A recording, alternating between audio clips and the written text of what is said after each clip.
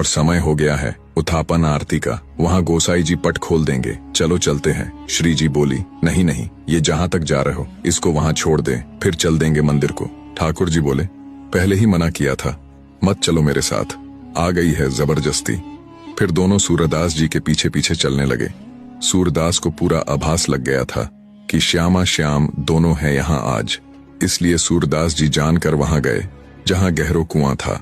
उस दिशा को जाते देख श्री जी बोली, अरे श्याम सुंदर देखो, ये बाबा गिर जाएगा, इसके कहीं लग ना जाए, इनको पकड़ लो, इनको रोको। ठाकुर जी बोले, श्री जी तुम्हें सौगंध है, मेरी आके पास मत जाइयो। अरे तुम इसको जानती नहीं हो, इसने अगर हमें स्पर्श कर लिया तो तुरंत पहचान जाएगा। अरे नहीं नहीं। इसके बाद किशोरी जी जाने लगी। बचावे के खातिर इतने में ही सूरदास जी गिर ही गए कुआं में और चिल्लाने लगे, अरे कन्हैया, अरे लाला, कोई पास में हो तो देखियो, मैं आंध्रो गिर गया हूं कुआं पे, कोई हो तो बचा लो। ठाकुर जी या तो इसे बाहर निकाल लो, नहीं तो मैं आपसे कट्टी कर लूंगी। श्यामाजू, मैं इसी वजह से नहीं लेकर आता था, तुरंत में पिघल जाती हो, तुरंत दया आ जाती है।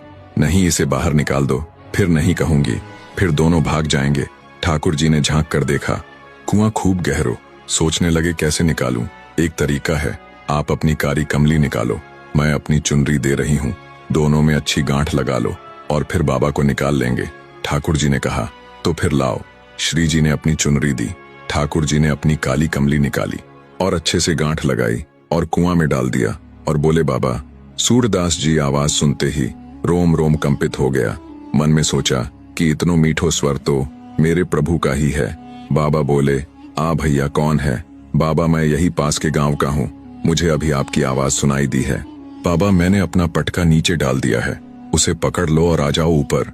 सूरदास जी ने जैसे ही पटके को पकड़ा तो उसमें से ईत्र की सुगंध, आज सुबह गोसाई जी ने जो ईत्र का फुआरो दिया वही की सुगंध है।